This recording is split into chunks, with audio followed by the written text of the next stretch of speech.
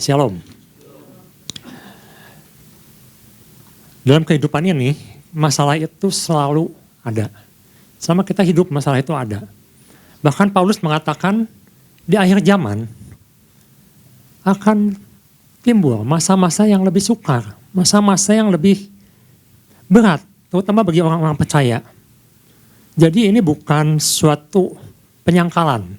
Kita hidup dalam kenyataan. Kita masih hidup di bumi, kita masih hidup di dunia. Masalah makin banyak, bahkan dunia ini semakin rusak. Tetapi Tuhan katakan kita bukan untuk melarikan diri dari masalah itu.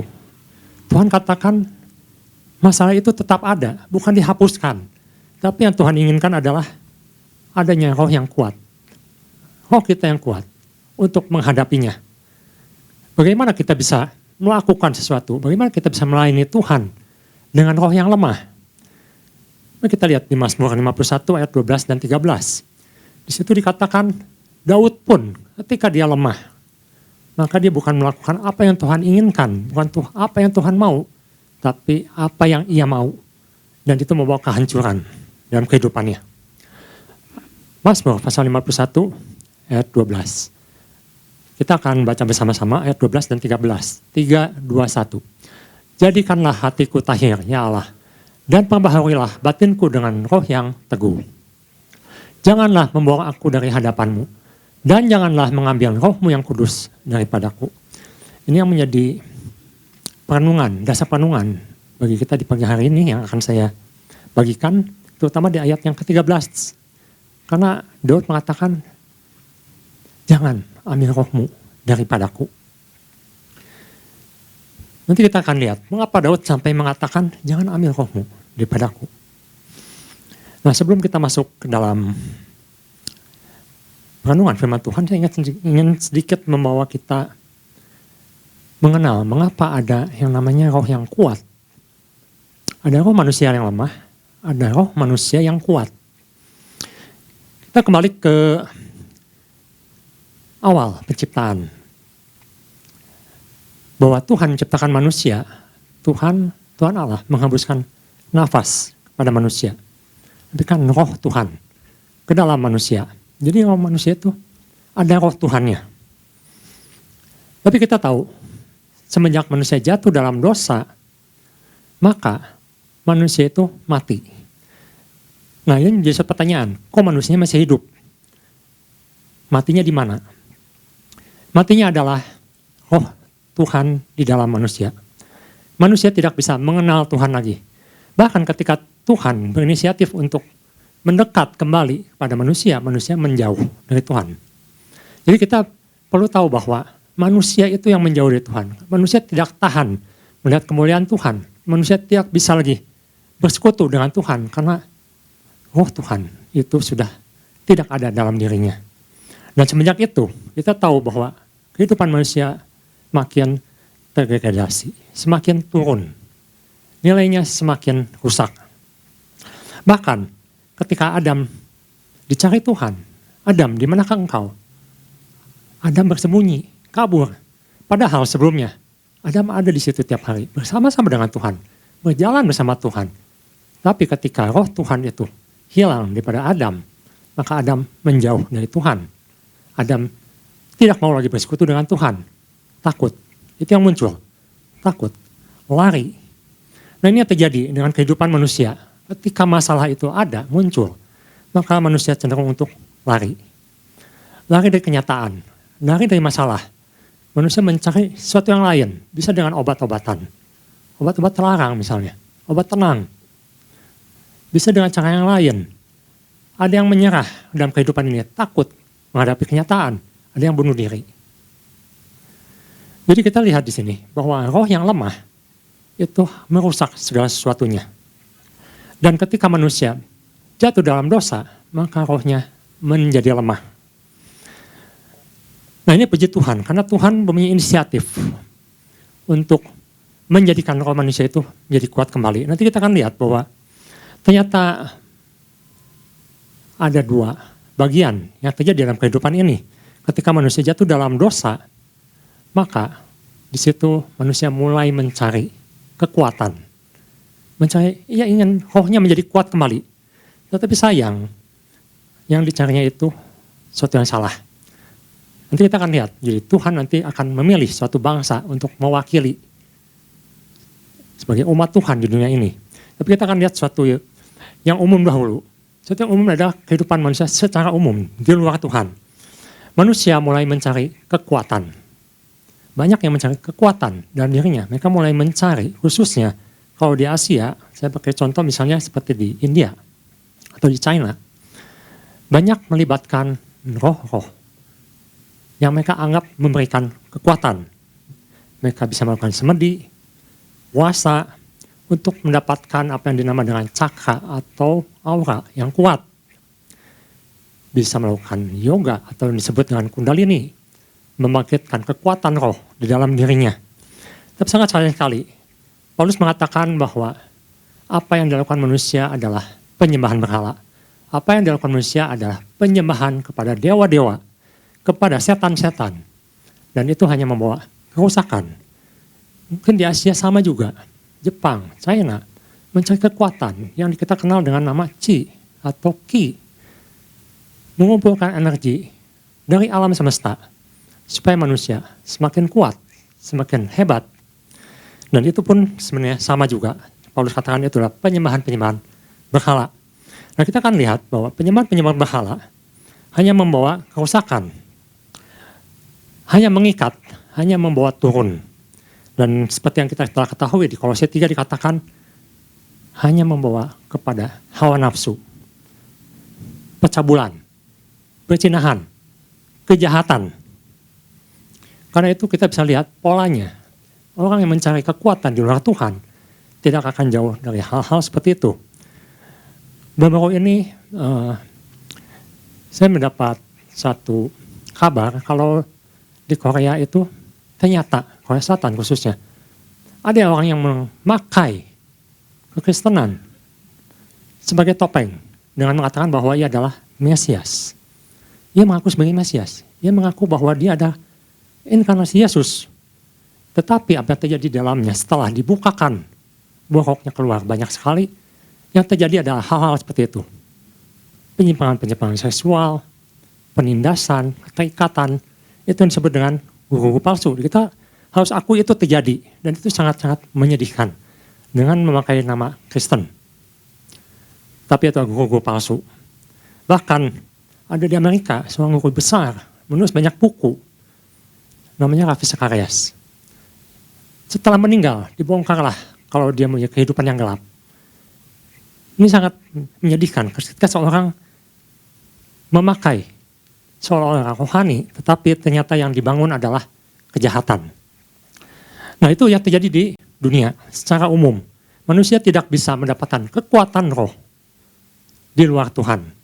Oleh karena itu Tuhan memilih suatu bangsa, memilih Abraham, dipanggil Abraham untuk keluar, untuk menjadikan suatu bangsa yang besar. Melalui Israel, Tuhan berikan roh Tuhan kepada orang-orang yang Tuhan pakai. Tentunya kita berpikir di PL atau yang disebut dengan perjanjian lama, Tuhan hanya memberikan rohnya kepada orang-orang tertentu, kepada nabi-nabinya, kepada raja-raja yang diutusnya, yang dengan kata diurapi Tuhan. Tetapi kalau kita perhatikan, dari awal Tuhan itu tidak pernah sebenarnya menjauh dari manusia. Yang menjauh adalah Adam. Karena dosa, Adam menjauh. Bahkan di Israel, setelah Musa dipanggil khusus sebagai gembala oleh Tuhan, membimbing umat Israel, Tuhan menawarkan, kita sudah pernah dapat pesan ini, Tuhan menawarkan pada umat Israel untuk naik ke gunung Tuhan. Tetapi yang menyambut hanya sedikit sekali. Sedikit sekali yang menyambut. Hanya Musa, hanya Yosua yang naik. Yang lain tidak mau, takut. Ketakutan membuat mereka menjauh dari Tuhan. Jadi sebenarnya Tuhan itu rindu untuk memberikan rohnya kepada semua orang. Tetapi yang menyambut hanya sedikit. Khususnya umat Tuhan sendiri, tidak semua menyambut. Ada orang yang sudah diberikan, seperti misalnya Simpson, diberikan roh Tuhan, diberikan kekuatan yang luar biasa. Tapi kita lihat, suatu perjanjian yang dilanggar oleh Simpson membuat Tuhan tidak bisa menguasai dirinya lagi. Tuhan tidak mau menguasai dirinya. Ada dosa, ada pelanggaran. Sama dengan Saul. Kalau kita perhatikan di 1 Samuel 13, di situ Tuhan menjanjikan sebenarnya satu kerajaan yang kekal untuk Saul. Tapi Saul menjauh. Saul mengingkari janji Tuhan. Saul tidak menghidupi urapan Tuhan. Tetapi beda dengan Daud. Daud sangat sadar betapa berharganya roh Tuhan itu. Roh yang memberikan kekuatan itu. Dan dia tahu betapa bahayanya ketika seorang menjadi roh yang lemah. Seorang yang menjadi roh yang lemah bisa membunuh, bisa berzina, bisa buat dosa. Bahkan kalau kita bandingkan antara Daud dan Uria mempunyai roh yang lebih kuat. Karena dia katakan bagaimana aku bisa berdiam diri, bersenang-senang dengan istriku. Sedangkan umat Tuhan, tabut Tuhan sedang berperang saat itu. Jadi kejatuhan Daud bukan di waktu dia susah. Waktu banyak masalah. Kejatuhan Daud di waktu dia merasa diri kuat. Kejatuhan Daud terjadi ketika dia sedang dalam keadaan di atas, dalam keadaan jaya. Karena waktu itu ketika Yoab mengepung kota yang harus dijatuhkan, itu pasti menang. Pasti menang. Tapi Daud tidak mau ikut di situ. Daud tidak mau melakukan tugasnya. Dia lebih suka bersenang-senang, bermalas-malasan. Kalau kita perhatikan, Daud selalu mengatakan lebih baik satu hari di rumah Tuhan daripada 1000 hari di tempat lain. Tapi apa yang Daud lakukan saat itu? Dia tidak ada di rumah Tuhan. Dia ada di tempat lain. Dia ada di istananya, berjalan-jalan. Dan disitulah dia jatuh. Itu tentang PL. Bagaimana dengan kehidupan di perjanjian baru? Bukan Tuhan sudah berjanji. Tuhan sudah curahkan rohnya kepada semua orang yang sudah menerima Kristus. Ini satu kabar baik. Karena itu yang dicari oleh, sebenarnya dicari manusia. Paulus katakan bahwa bersekutu dengan roh-roh jahat itu hanya mengikat, diperbudak, diperhamba. Karena itu di Yohanes 8 ayat 31-32 dikatakan ketika seorang mendapatkan kebenaran. Kita akan baca coba di Yohanes pasal 8 ayat 31-32. Maka katanya kepada orang-orang Yahudi yang percaya padanya, jikalau kamu tetap dalam firman-Ku, kamu benar-benar adalah murid-Ku. Ayat 32, dan kamu akan mengetahui kebenaran. Dan kebenaran itu akan memerdekakan kamu. Itu yang ditawarkan oleh Kristus. Kebenaran di dalam Tuhan akan memerdekakan. Dan itu yang dicari sebenarnya oleh manusia. Ingin bebas dari perbudakan.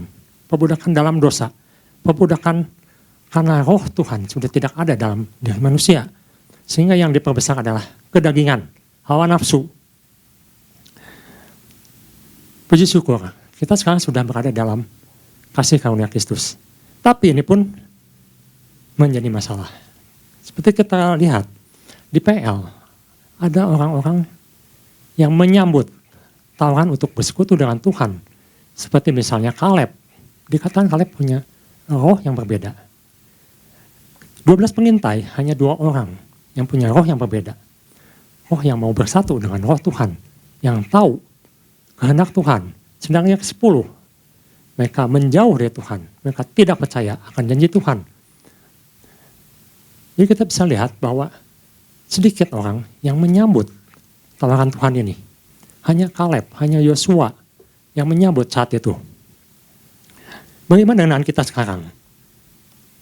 Orang-orang yang sudah dipilih Tuhan, yang sudah ada roh Tuhan. Ternyata Tuhan menyampaikan pesan ini bahwa Tuhan ingin kita punya roh yang kuat. Apakah dengan begitu artinya ada roh yang lemah? Nah, Paulus katakan ketika orang percaya mau kembali kepada hal-hal yang dicari-cari orang dunia, maka dikatakan rohnya bukan semakin kuat, tapi rohnya semakin lemah. Mengapa semakin lemah? Karena Paulus katakan roh-roh dunia itu adalah sebenarnya roh yang lemah. Coba kita lihat di Galatia pasal 4 ayat 9. Bagaimana seorang yang sudah diberikan roh Tuhan yang kuat memilih untuk hidup di dalam cara-cara dunia, kehendak-kehendak dunia, apa yang dicari dunia yang sebenarnya mereka sendiri tidak dapatkan untuk menjadi kuat. Dikatakan di sini, tetapi sekarang sesudah kamu mengenal Allah, atau lebih baik, sesudah kamu dikenal Allah, bagaimanakah kamu berbalik lagi, mencari lagi kepada roh-roh dunia yang lemah. Jadi kalau misalnya dikatakan orang dunia mencari kekuatan dan merasa semakin kuat, Paulus katakan itu adalah roh yang lemah. Roh yang tidak bisa memberikan kekuatan. Bagaimana kita bisa balik lagi? Bagaimana orang yang percaya bisa kembali lagi berkiblat kepada roh yang lemah itu. Dan miskin. Dan mau mulai memperhambakan diri lagi kepadanya. Karena itu tidak aneh kalau misalnya saya sempat berpikir, kenapa ada orang percaya yang masih bisa dirasuk setan? Mengapa ada orang percaya yang masih bisa diguna-guna? Suatu hari, ketika ibu saya masih hidup, waktu itu saya masih di toko, kita sering melayani konsumen dan biasanya kita sedikit berbincang-bincang. Nah, satu hari ada yang datang, orang ini mengaku kalau dia itu orangnya punya ilmu, orang yang berilmu. Tentunya bukan kepercayaan dari pihak kita. Dia katakan, sebenarnya kita membicarakan suatu hal yang umum. Tetapi dia tiba-tiba mengatakan begini. Dia berkata pada ibu saya begini, Ibu, kalau saya ingin menghipnotis ibu, sangat mudah sekali. Karena rohnya lemah. Rohnya lemah. Saya baru mengerti, ternyata orang bisa dihipnotis karena rohnya lemah. Lalu dia bilang, tapi saya nggak berani sama engkau ini. Bukan saya sombong, bukan. Dia katakan saya nggak bisa sama engkau ini. Tapi kalau ibu, saya hipnotis saat ini juga, ibu akan kena. Karena rohnya lemah. Apa yang bisa bikin rohnya lemah? Kita sudah bahas di Komsel. Karena buka celah, ada dosa. Ada dosa yang dilakukan. Ada ikatan-ikatan yang belum dilepaskan. Dan Paulus katakan hal itulah yang memperhamba manusia sehingga rohnya menjadi lemah. Jadi kita harus sadar di sini bahwa roh manusia atau roh kita, termasuk orang percaya, bisa lemah. Termasuk tergantung pada apa yang kita makan. Tergantung pada dengan siapa kita bersekutu. Tergantung dengan apa yang kita ingin lakukan, bersama siapa kita lakukan, kolaborasinya dengan siapa, dengan cara apa. Nah itu yang akan kita lihat pagi hari ini. Jadi manusia mencari kekuatan, memang kita bisa perhatikan ketika pesan Tuhan minggu lalu, ada orang di Gerasa yang dirasuk begitu banyak setan dan dia punya kekuatan yang luar biasa. Tetapi apakah kekuatan itu memberikan damai sejahtera? Apakah kekuatan itu memberikan kemenangan dalam kehidupannya? Kita saksikan bahwa yang terjadi adalah sebaliknya. Diikat, ditindas, disakiti, diasingkan, dibuang. Itu yang terjadi. Tetapi Tuhan ingin kita menjadi umat yang menang, umat pemenang, umat yang kuat di dalam roh. Di mana roh Tuhan menjadikan kita kuat. Yang pertama, bagaimana kita harus menjadikan roh kita kuat di dalam Tuhan. Yang pertama, kita harus sadar bahwa hanya roh Allah yang bisa membuat roh menjadi kuat.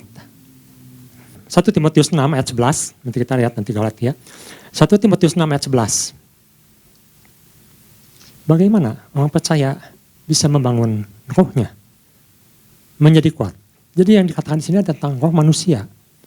Roh manusia yang sempat hilang pengenalan akan Allah, tetapi sekarang telah dikembalikan sehingga roh Allah itu ada di dalam roh manusia. Bagaimana kita bisa menguatkan roh kita? Yaitu Paulus katakan di 1 Timotius pasal 6 ayat 11.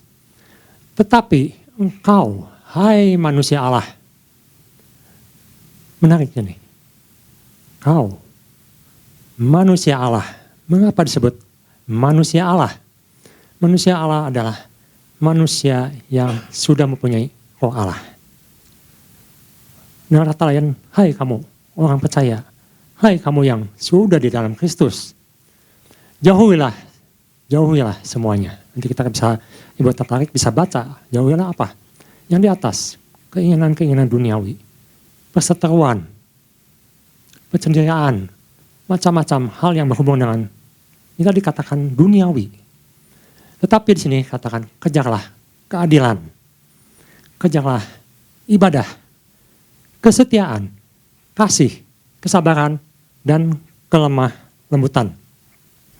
Kita akan lihat, Paulus katakan, hai manusia Allah, hai kamu yang sudah memiliki roh Allah, kejarlah. Kejarlah itu artinya kamu harus mengejar, kamu harus mempunyai hal-hal ini.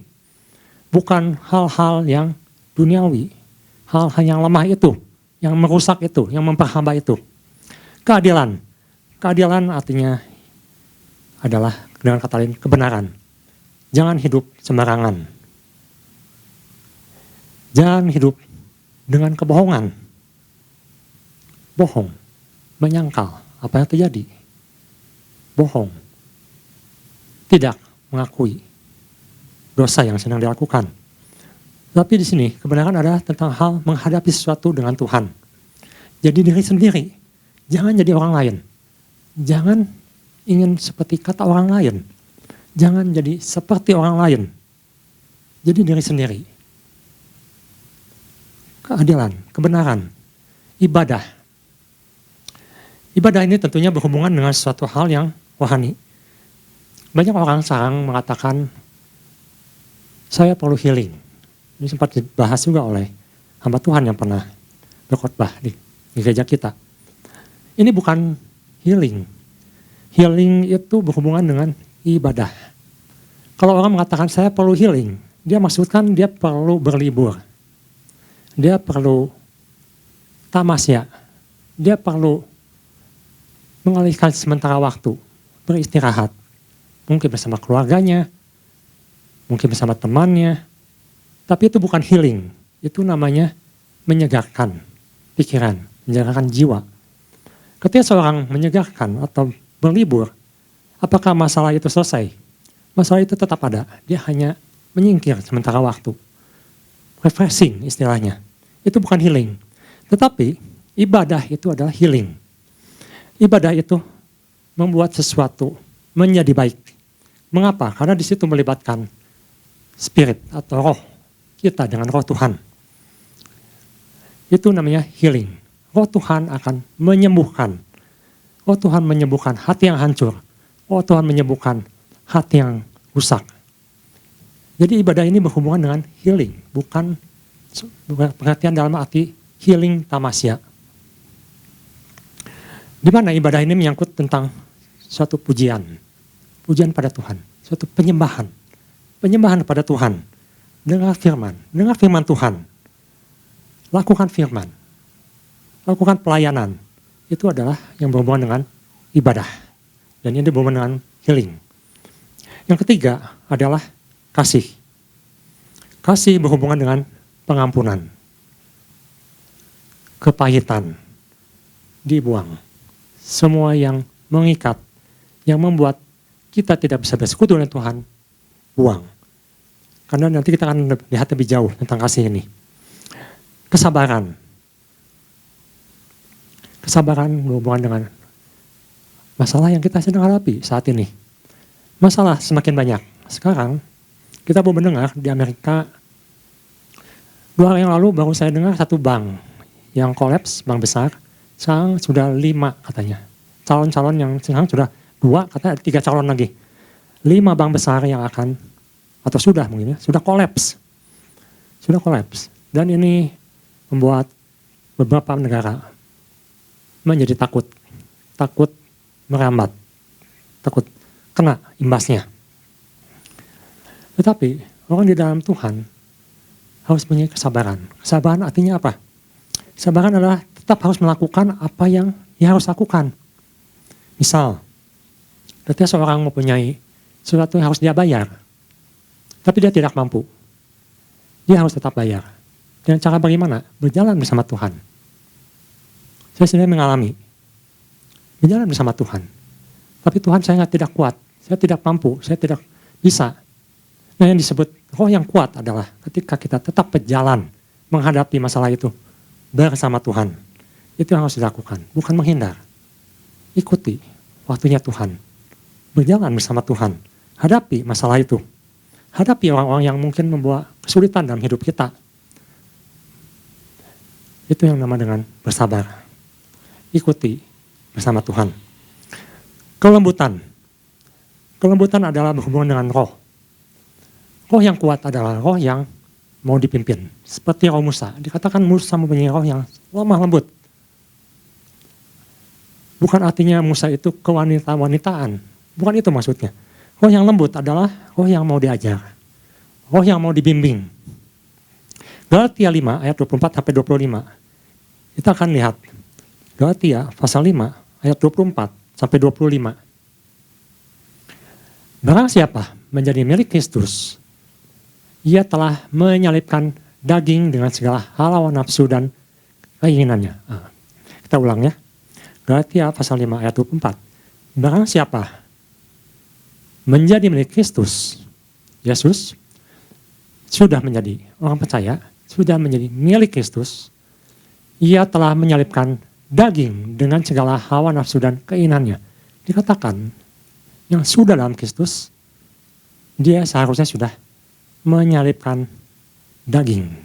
Daging apa? Keinginan-keinginan pribadi yang memuaskan diri, memuaskan jiwa, memuaskan pikiran, memuaskan kehendak. Itu adalah daging. Jadi berhubungan dengan keinginan diri sendiri, bukan keinginan Tuhan. Dengan segala hawa nafsu dan keinginannya. Ayat yang ke-25, jikalau kita hidup oleh roh, baiklah hidup kita juga dipimpin oleh roh. Kalau kita mengatakan hidup saya adalah hidup di dalam Tuhan, jika kita mengatakan saya ingin roh yang kuat, maka Paulus katakan kamu hidup harus di dalam roh. Kok kamu itu harus hidup oleh roh Tuhan, bukan oleh daging, bukan oleh keinginan, bukan oleh ambisi pribadi. Tapi cari apa yang Tuhan inginkan. Oleh karena itu Paulus pernah mengatakan, hidupku sekarang bukan aku lagi, tetapi Kristus yang ada di dalam aku. Paulus orang yang sangat hebat. Menurut saya, Paulus itu, kalau dia ingin membesarkan dirinya, sangat mudah. Dia dalam Taurat dikatakan sempurna. Dia bisa bikin sekolah agama, dia bisa bikin pengikut yang begitu banyak untuk kepentingan dirinya sendiri. Dia bisa terkenal, dia bisa menjadi guru besar, dia bisa menjadi nabi besar, terutama dengan karunia-karunianya. Tapi yang Paulus katakan, dia matikan semuanya. Keinginan-keinginannya, kepandaiannya, kehebatannya, yang dia anggap dulu berharga, dulu sangat dia banggakan, dia buang semuanya. Tapi dia katakan sekarang yang hidup adalah Kristus.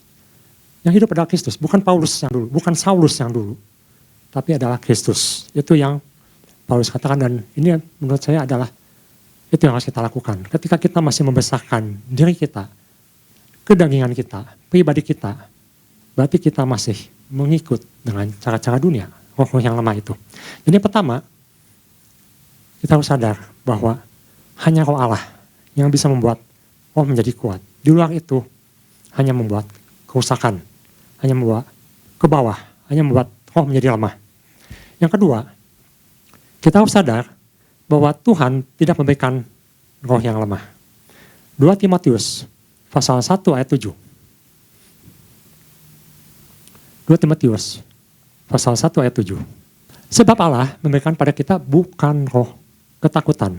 Terjemahan lain mengatakan bukan roh yang lemah, bukan roh yang kecil, bukan roh yang tidak berdaya, melainkan roh yang membangkitkan kekuatan, kasih, dan ketertiban. Kita harus sadar bahwa Tuhan tidak memberikan kita roh yang lemah. Bersama Tuhan kita sebenarnya diberikan roh yang kuat. Tetapi yang menarik di sini adalah ada 3 kata di sini. Seorang yang punya roh yang kuat berhubungan dengan kuasa, berhubungan dengan kasih. Dalam bahasa Indonesia dikatakan berhubungan dengan ketertiban. Tetapi dalam terjemahan lain berhubungan dengan disiplin. Kita akan lihat kekuatan atau power Ini berhubungan dengan janji-janji Tuhan yang diberikan kepada orang yang sudah percaya. Dengan kata lain, Tuhan sudah memberikan roh yang kuat, dibuktikan dengan kekuatan Tuhan. Kenapa kita harus percaya bahwa Tuhan sudah berikan kekuatan ini? Karena di Ibrani 13 ayat 5 dikatakan, Tuhan katakan, aku sekali-kali tidak akan meninggalkan engkau. Ada janji, Tuhan akan selalu menyertai. Nah, di Yesaya pasal 61 ayat 1, Ibu Bapak baca catat aja. Di situ ada janji Tuhan mengatakan, sebenarnya tugas orang percaya itu adalah melepaskan yang tertawan. Untuk menyampaikan kabar baik kepada orang-orang yang terluka, membebaskan orang-orang yang terbelenggu. Itu adalah tugas orang percaya. Karena itu Tuhan berikan kekuatan. Kekuatan untuk membebaskan. Kekuatan untuk membebaskan. Untuk menyembuhkan. Itu yang Tuhan berikan sebagai roh yang kuat. Sebagai penguat dikatakan di Lukas 10 ayat 19 dikatakan, aku sudah memberikan kuasa. Ada kuasa yang sudah diberikan oleh Tuhan kepada orang yang percaya. Dan itu kuasa yang kuat, roh yang kuat itu untuk melakukan kuasa-kuasa yang sudah Tuhan berikan. Kita akan baca di 2 Korintus pasal 12 ayat 10. Ada satu kunci di sini yang sangat penting mengenai kekuatan ini. Karena banyak orang percaya yang menyalahgunakan kekuatan atau roh yang Tuhan berikan. 2 Korintus pasal 12 ayat 10 dikatakan, karena itu aku senang dan rela di dalam kelemahan, di dalam siksaan, di dalam kesukaran, di dalam penganiayaan dan kesesakan oleh karena Kristus. Sekali lagi di sini katakan, masalah-masalah ini masih terjadi. Paulus masih mengalami, kita masih mengalami. Ada kesesakan, ada kelemahan, ada siksaan, ada kesukaran, ada penganiayaan. Masalah itu masih ada, tidak hilang. Tetapi di sini katakan karena Kristus, bukan karena diri sendiri. Sebab jika aku lemah, maka aku kuat. Ternyata apa yang Paulus katakan, kekuatan ini didapatkan bukan karena aku hebat, bukan karena masalah itu hilang. Tapi di sini katakan ketika aku lemah, ketika kedagingan itu aku buang, maka aku akan kuat. Karena yang aku kuat itu adalah sekarang Kristus di dalam aku. Roh Tuhan yang kuat di dalam aku, bukan aku lagi. Bukan aku yang dulu lagi.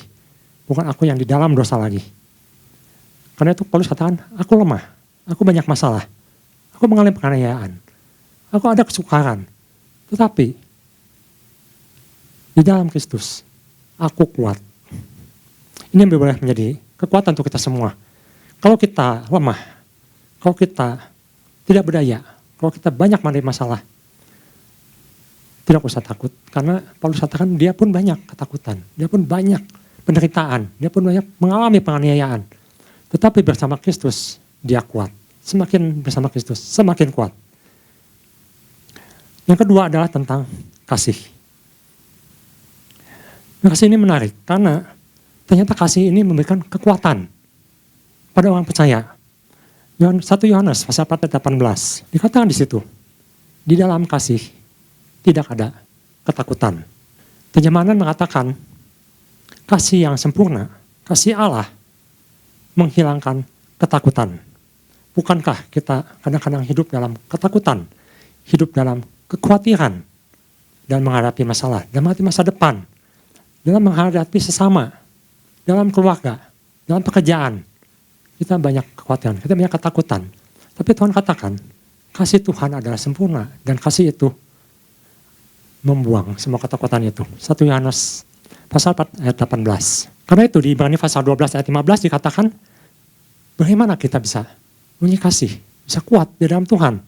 Ibrani pasal 12 ayat 15 mengatakan, jangan menjauhkan diri dari kasih karunia Allah. Jadi ternyata yang membuat kita bisa mengasihi, yang bisa membuat kita kuat di dalam kasih, dalam menghadapi sesama, dalam menghadapi masalah. Tuhan katakan, jangan jauhkan dirimu dari kasih karunia Allah. Saya melihat banyak orang mengalami penderitaan, masalah yang tidak selesai. Hidupnya di situ terus. Karena kenapa?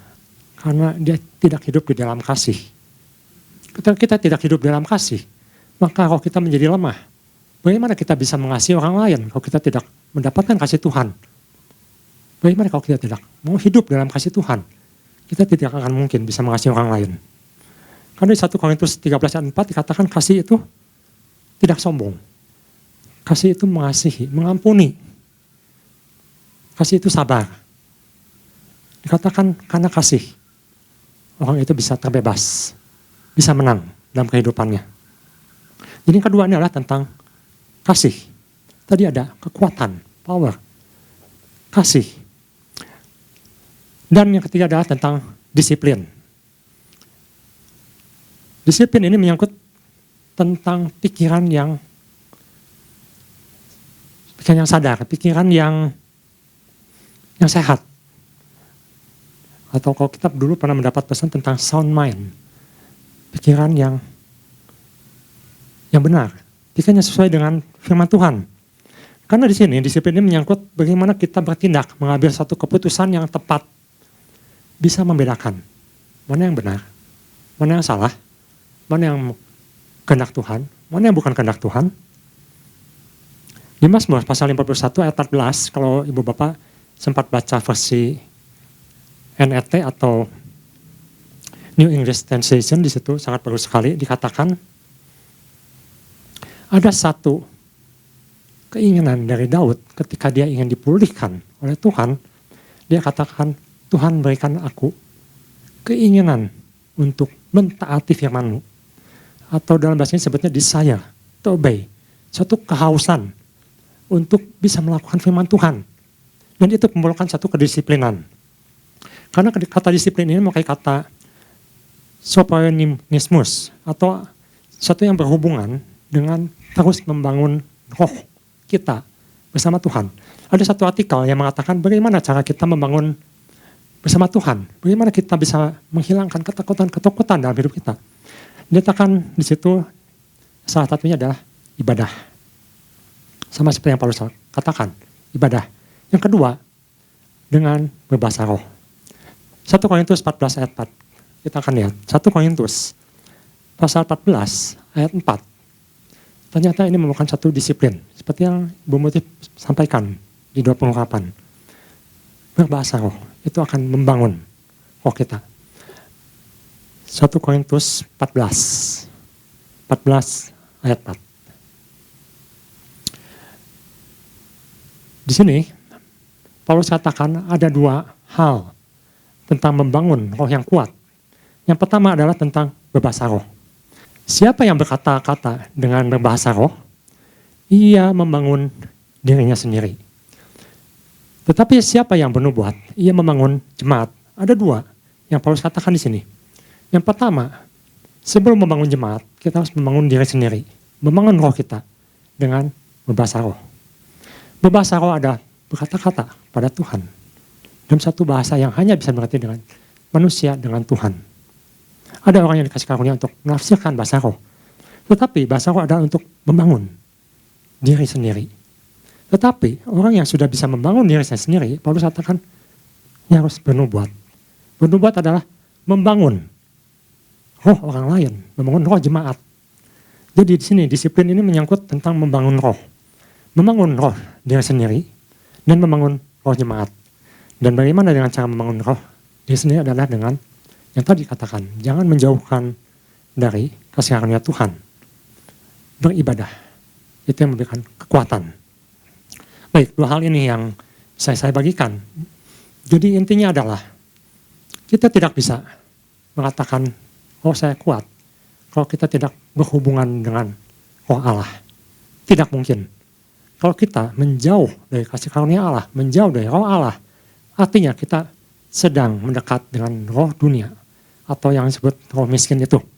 Dan kita tahu akibatnya, roh miskin itu adalah menghasilkan kejahatan, pencabulan, perzinahan, hawa nafsu. Dan itu yang dialami oleh Daud.